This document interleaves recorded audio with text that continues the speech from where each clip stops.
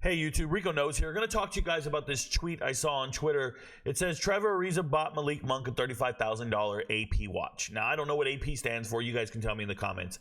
But it's a fancy watch. And you got Malik Monk sitting there and he's showing off all these watches. And he's showing you all the money that was spent. Oh, I bought this Rolex, this plain Jane, this, that. And I just look at it and I just want to tell you guys, these men are going to be bankrupt or go broke like you wouldn't ever believe. And that's because jewelry is not an investment. No, it is not an investment. Don't let anybody confuse it and tell you it is. Oh, I went to go buy a chain. I got to show this off. I had to buy this watch.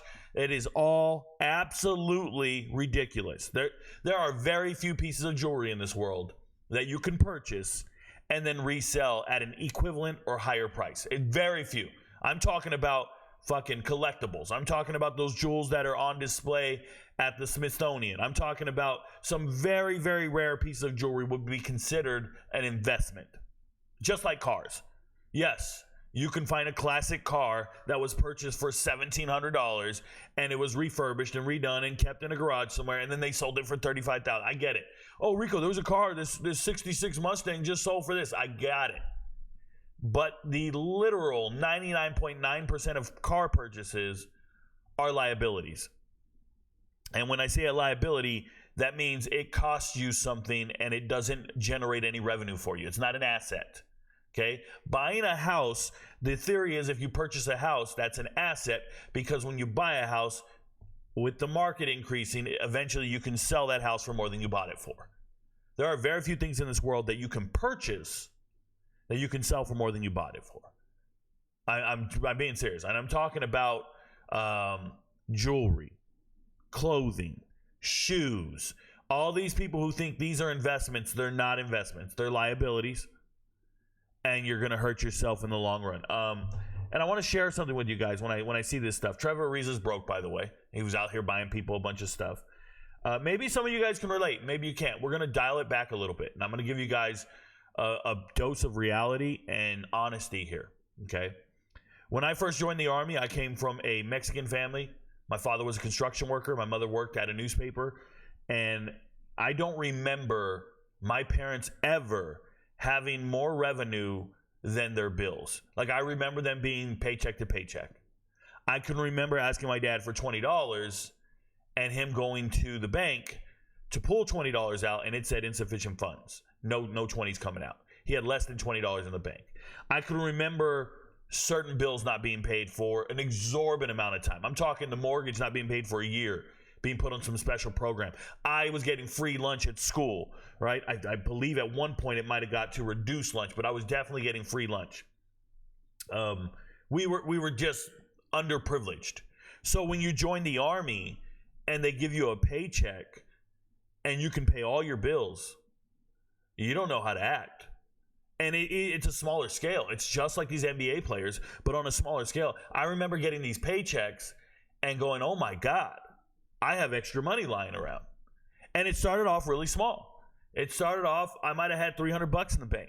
But all I know is I had $300 in the bank and nobody I knew had $300 in the bank. Nobody I knew had $500 in the bank. Listen to what I'm saying, because I come from the gutter. We just don't even realize it. So you think when you see an Instagram video or a TikTok and they're showing you a bill spread and they're showing you $100 or $1,000, dudes are like, yo, I'm popping.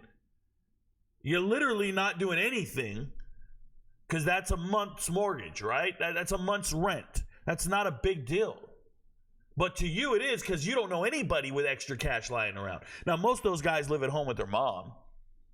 You ever seen a nice Charger in the hood? I promise you that's not the homeowner. Somebody living with their parents. And he doesn't have any other bills or responsibilities, so he can buy that Charger. And what I'm trying to tell you is I grew up in a world where if you had a Honda Civic, you were wealthy. I remember having a high school girlfriend, she drove a Honda Civic. And I was like, yo, she's rich. Her parents bought her a Honda Civic. It was a manual stick shift, 2-door coupe. I thought she had money, bro. And they were like school principals and shit. They were middle class. I thought, man, they made it. I went to their house one time. That shit was 2 stories. I was like, yo. This is crazy. Because I know where I live, right? So my point I'm trying to make is you join the Army, you start getting this money, and I'll tell you what I did with it, man. I lived in the barracks. My food was, I was on a meal card, so I just made sure I was at the DFAC every meal.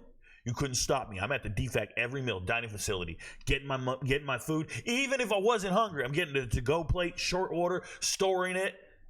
I got a whole pantry full of food. I'm living the life. But you know what else I'm doing? I'm whining and dining any girl I want to date. I remember my first wife, the first date I wanted to take her on, I borrowed $300 cash from my buddy so I could flex like if I had extra money. I tipped the waitress $20. Guys, this is the year 2003. I'm tipping $20 and $300 on a first date. Bro, it's 2024. I ain't spending $300 on any date. Shout out to the beautiful Kim Jones. And I'm wealthy. You feel me? But back then, you're infantile. You're thinking wrong. I'm going to tell you, we were at Hibachi 2 days ago, and the place was packed.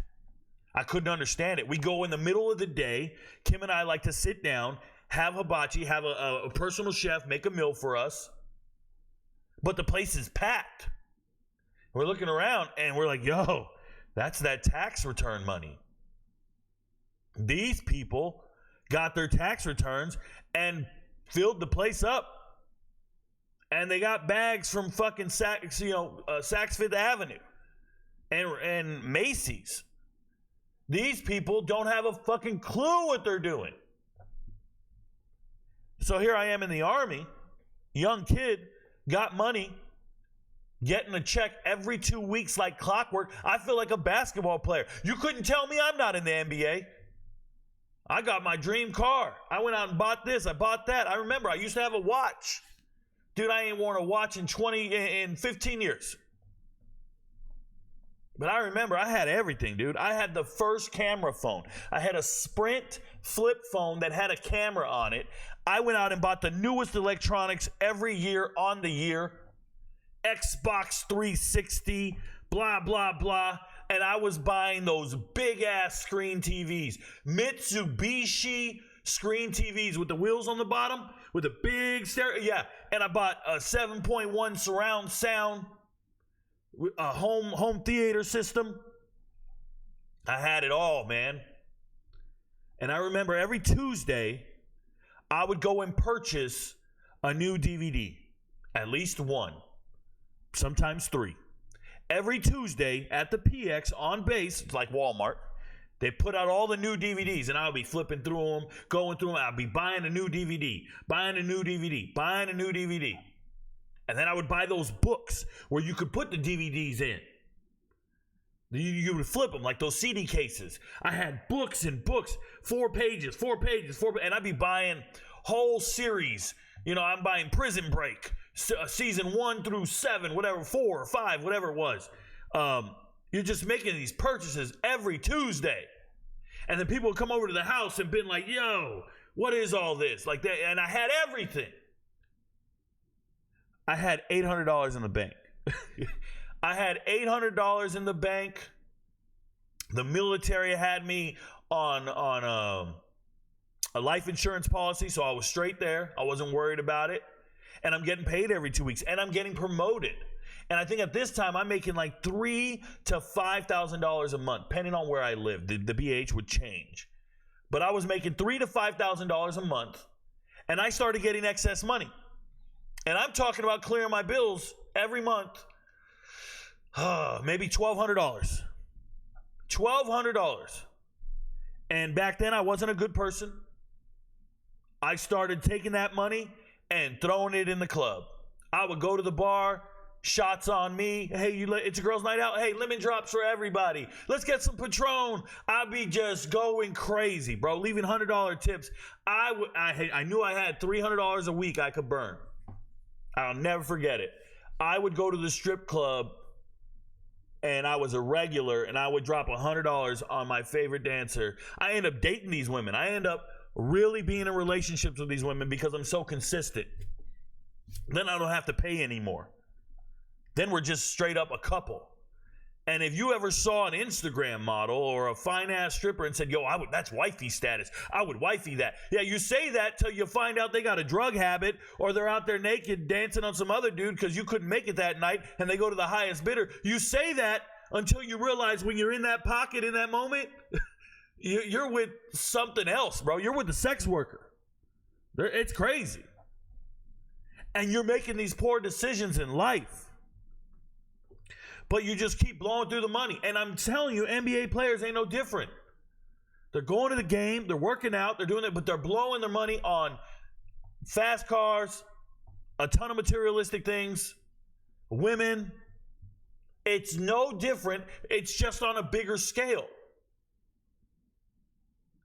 So I can just tell you guys that when it finally came crashing down, I was getting divorced. I'd been married for like 9 years. I'm getting divorced. And I walk into court. I ain't worried about a thing because I know I'm not losing my job. By this time, I'm making money. I'm good. And the judge looks at me and says, we think you should pay $2,000 a month in child support. And I just froze, bro. $2,000 a month? I said, Your Honor, that just doesn't sound right. That only leaves me with X amount of money every month. I can't live. Dude said, well, you're going to have to change your standard of living. And we're done. I'll never forget it. I had a 5-bedroom house in D.C., bro, in Baltimore. Well, outside of Baltimore, a place called Odenton. Shout out to Glen Burnie. 5-bedroom house, 3,000 square feet. Immediately had to sell. Immediately had to move out. Went and got an apartment, a 1-bedroom apartment. I had a girlfriend living in another apartment I was paying for. Had to move her in with me. Oh my God, now I got to live with this girl? That means I can't have all these other women that I was having. Okay, I'm sitting there, I'm trying to figure it out. She says, oh, by the way, I'm getting custody of my son. Now you need to pay for his daycare. I'm like, what? His daycare? $600 a month? Find somebody online that'll do it for $100 a week. I'll do $400 a month. I remember just send that kid to school, bro. Like, what are we doing? And you just start realizing you're not even where you're supposed to be in life. You're with riffraff.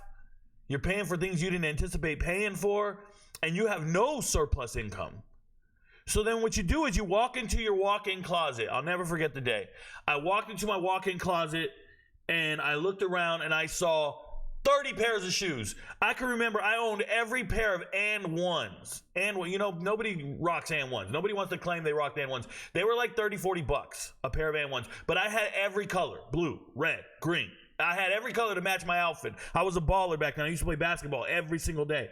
So I'm like, yo, I got to go to the court. I got to look the part. I got to have my matching pager with my shoes, with my shorts. And I say pager because it was on my visor backwards, and you can change the shell of the pager. I'm talking early 2000s, y'all. I'm talking about blowing through real money just to look the part. And there I was with this girl, and I started looking around, and I went into self-preservation mode. I went into this mindset of, oh my God, my life sucks. I'm in trouble. I can't pay for anybody but me. I got to make me. I got to eat. I have a great job. It's the only saving grace. I know people in this situation that don't have a great job. Shout out to NBA players. Once they don't have any more income coming, then they start looking around going, how the hell am I going to pay for all this? I was in that same situation, but I had a good job. I was still in the military. I just knew, don't quit that job and we'll get this shit together. But I remember sitting around looking at everything, and I'm very mathematically inclined. I started doing my budget and stuff. I'm like, yo, I can't afford that kid. Get him out of here. And it's unfortunate, but I made my girlfriend send the kid away because I couldn't afford the daycare on that kid. She had to send him to your mom. And mom lived, we were in Baltimore, and mom lived in Florida. Send him to Florida. She's like, but I'm not going to see my kid anymore. I'm like, well, if you want to be with me, that's what's going to happen, bro. I can't afford that dude. That dude's not even mine. He ain't even got my DNA. And that's a true story. I apologize. It's a terrible thing to do, but I had to do it. I ended up breaking up with that girl a year later. And what do? I end up having another kid out of, you know, just whatever, out of wedlock. And shout out to my youngest daughter forever today. She's 10 years old. So this is a decade ago. But what I'm trying to tell you guys is I was living in an apartment in Baltimore. And when you move from Baltimore or the DC area to Arizona, which is where the Army sent me, you take an immense pay cut. Your BAH goes away. So you're getting like $2,000 for rent. You get to Arizona, it's $900. And with all the calculated child support and everything, you guys, I was in trouble. I started doing the math. There's no way I could afford somewhere to live. So I went to Craigslist. And I had to find this elderly lady who was renting out rooms in her house. I started renting a 10 by 10 room. I'm 29, 30 years old. I'm renting a 10 by 10 room. I make good money. But I can't afford anything but this 10 by 10 room because I got to pay child support. And I accidentally spent all my money on fucking DVDs, electronics, shoes, watches, cars, bars, liquor, whatever. I'll never forget it, man. I remember I was sitting there and I had that book of DVDs and I'm flipping through it. And I just started counting every DVD, and it was $20, $20, $20. And I was like, if only I had this money. I had maybe $400 or $500 in the bank. If only I had this money, I'd be so much better. And I know that all these young people out here who are buying exercise equipment and buying shoes and jewelry and all this crap and all those shirts you're buying and all that designer clothes. Look at me, I'm wearing this, that, or the other. Bro, I know you guys are going to sit there one day and it's going to hit you like a fucking ton of bricks and you're going to be so depressed. The clinical depression, the amount of depression I went through, the Zoloft and Wellbutrin I had to get on, the mental health counseling I had to go through, because I hit rock bottom living in a 10 by 10 room off of Craigslist trying to peddle some DVDs nobody wants to buy. One dude's like, dude, I'll buy 5 for $1. Yeah, you give me 20 cents a DVD. What's the return value on that? What happens the day you're bankrupt and they're selling all your trophies and jewelry for pennies on the dollar? Because that's what's going to happen to that box of jewelry. It's going to go to an auction, and you might have paid 20 grand for that piece. Somebody's going to buy it for $2. This is just on a different scale. Nobody gave a shit about my $9,000 that I spent on DVDs. But what I wouldn't give for $9,000 in my bank account at that time. And guys, it didn't stop. I was still dating women. I was still going on fancy dates. I was still blowing money at the bar. It didn't stop. All I did was go to the bank. I'll never forget it. I went to the bank. Shout out to PenFed, Pentagon Federal Credit Union. I had been with them for a while. They knew I was a staff sergeant in the Army or sergeant first class. They knew I was making $70,000, $80,000 a year. They approved me for a credit card. A $50,000 credit card. And I got that credit card. The APR on it was like 17.8%. I didn't care. And I just started swiping that card on food. I started going out to eat and showing off. I would be at a steakhouse. I would be at dinner. I'm meeting women. I'm taking them on dates. I don't care. My bills are paid. Nothing's going to collection. Nothing's getting repoed. But I'm in the red when it comes to my money, when it comes to my food. I just said, fuck it. This is my food card from now on. This is my food card. And when the bill came, I paid the minimum. I paid $200, $300. At one point, the minimum was like $470 something. It started getting a little bit out of hand. Remember, I'm rock bottom, but I still have a good job. And the only thing that saved my life was obviously maturity, the realization that I want to be somebody. So when I moved from Arizona to Georgia 10 years ago, I got here, that credit card was up to $23,000. And I said, I got to do something, man. I got to figure it out. And I got so lucky. I got promoted. I got promoted. I got to Georgia. I met my wife, my ex-wife. She made just as much money as me. Now I'm in a dual income home for the first time in my entire life. And she told me, get your shit together. Put me on a payment plan. We went to this company. It was called Cambridge. And they consolidated my loans. They consolidated all my credit cards. They shut everything off and just said, from now on, you pay us this amount. And we'll pay off all your bills for you. It was almost like a car note. It was like, you pay 60 months of this amount, you will be out of debt. I said, rock it. Let's go. And it was the same amount. It was the same amount. What they did was got rid of all the crazy interest rates with some government program. I don't know. All I can tell you is 4 years later, I was out of debt. And I looked at myself in the mirror and said, I'll never do that again. I'll never purchase a liability again. I'll never put myself in that circumstance again. And I got promoted. And when you get promoted in the Army, the raises can be significant. I want to say my raise was $1,000 a month. I was able to breathe. Nobody's doing that in the real world. That's not happening for everyday people. I know this. It's not happening for NBA players. That's for damn sure. Their revenue's not going up and up and up and up as they accumulate more and more liabilities and debt and debt and debt. I'm sharing this with you guys because eventually I got on my feet. Eventually I figured life out. I never got a credit card again. I ended up getting divorced. I did the right thing. I started planning for life. Okay? I recognized I was going to retire from the military soon. The whole time I'm in the Army, man, you get a paycheck. It's consistent. It's the same. It doesn't ever change. It only goes up. You get a raise every single year. You get a raise every 2 years. Every 2 years you get a raise for having served in the Army. Every January you get a raise because of this. Every anniversary you've been in the Army, you get a clothing allowance. You get this, you get that. I'm telling you, man, the money just keeps stacking.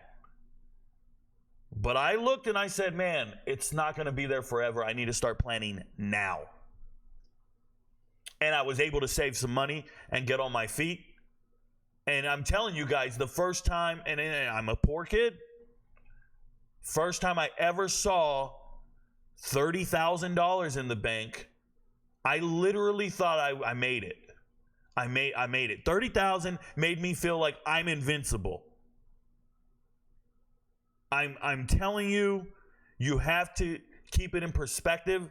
It all feels relative. It all depends on where you live, depends on your spending habits. But I just know that if I got to 30,000, I'm never going broke again, and I'm never going to need money again. And I know that sounds crazy to some people because they'll be like, Rico, that ain't nothing. Or some people will be saying, that's impossible. How do I get there? We're on different ends of the spectrum. What I'm telling you is I know me. I got rid of the fancy truck. I had a $50-something thousand Toyota Tundra 4x4 limited edition, blah, blah, blah. I got rid of it and got smart and said, you know what? I'm going to go buy that Camry. No car payment on the Camry. Okay. Had a 5-bedroom house, 3,000 square feet. Got rid of it, sold it. I'm going to go buy that 2-bedroom, 2-bath, and get ready for the rest of my life. You guys are right. You guys all look at me like, oh, Rico, he's got a small backyard and he lives in a little house and all that. Bro, I got serious about being a minimalist. You can ask him when she met me, babe, how many plates do I own? 4. 4 plates. I don't buy nothing fancy. 4 plates. You're not exaggerating, huh? No, I'm not. How many sets of cups do I got? You know? What? 3 or 4. 3 or 4. Yeah, plastic ones from the dollar store. And I'll be using leftover Taco Bell cups. Like, guys, I'm a different person now. I don't care how much money I make. I only buy clothes from 2 places. What are those 2 places, sweetie? Can you guess? TJ Maxx. TJ Maxx, Ross. Sometimes Target, your shirts. Oh, the $10 shirts from Targets. If they're $10 at Target, that happens. She's right. There's 3 places. Because the other place is Costco. Yes. I'll buy clothes at Costco. You have to change your standard of living, your mentality, and your thought process. The whole purpose of this is to help people understand, why do poor people stay poor? Poor people stay poor because they purchase things that don't generate any revenue. They purchase liabilities to project that they've made it. Okay? Let me be very clear. When we were kids, if you wanted to say you made it, you wore a pair of Nikes. You made it, you wore a pair of Nikes. That means your parents had money. You had Air Force Ones, Jordans, whatever. You had Nikes, you made it. If you had Reeboks, you're okay. But if you had Fila's, you are broke. If you had XJ900s and Pro Wings, you are poor. And you're going to be made fun of. I know. I can remember when I finally realized, I'm just going to wear Fruit of the Loom t-shirts, solid colors in high school with basketball shorts, and no one can make fun of me, bro. I look like I just came to work out. I would wear t-shirts with basketball shorts every day because I can't wear what everybody else is wearing. We ain't got it like that. But now as an adult, when I see somebody in those fancy shoes, all I think is, you don't have as much money as me. you spent more money than me on your shoes. You're dumb. Like, instead of bragging that somebody bought you a watch for $35,000, you might want to brag about the time you found a watch for $40. Like, you might want to do the inverse. Tell me when you bought something that was on sale. And then I'm going to tell you, you probably didn't need to buy it anyways. But at least don't go around telling me, I just spent $400 on this shirt. I spent $400 on this sweater. I bought these new Yeezys. Every person buying all that shit, I know you're making all the wrong decisions. Poor people spend their money on liabilities. They spend their money on DVDs, electronics, home theater systems, computers, the new iPhone. That's poor people. They really do. Poor people don't have a clue on how to invest or how to build their wealth and grow and become financially stable for the rest of their life. They don't have a fucking clue. And they think they do. You listen to them sometimes. Oh, you just buy them chain. You can resell that chain for this. Shut up. No, you can't. You ever try to sell a wedding ring after a divorce? I know what they cost. Been through a couple of those. I'm telling you, poor people purchase liabilities instead of assets. And then there's the middle class, which is what I've been since I've been an adult. I've been middle class. And my middle class, you live the same life the rich people live. You go on the same vacations. You buy the same cars. You live in the same neighborhoods. The only difference is the middle class is trying to project they made it, and they're still purchasing liabilities. And they're still purchasing things that don't generate passive income. The wealthy,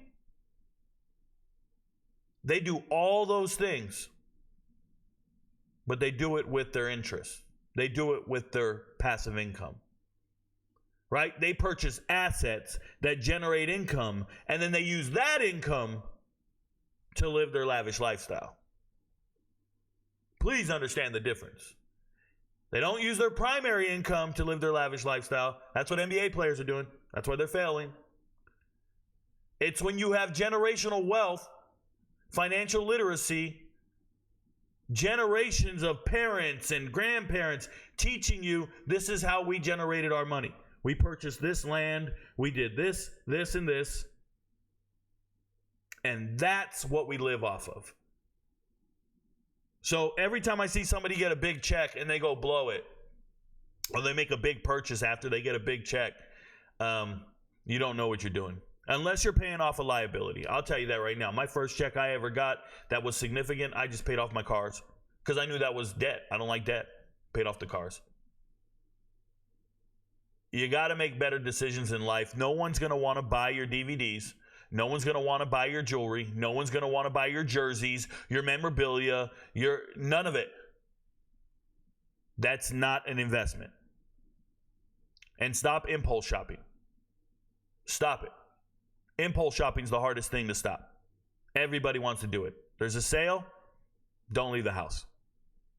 There's a holiday, don't leave the house. Don't impulse shop a fucking thing. Nope. Thanks for your time. I just want to share that story with you guys. I know what it's like to grind. I know what it's like to be at the bottom. And I got 99 problems, but money ain't one of them anymore. Fix myself. Your friends don't know, but Rico knows. Appreciate your 30 minutes.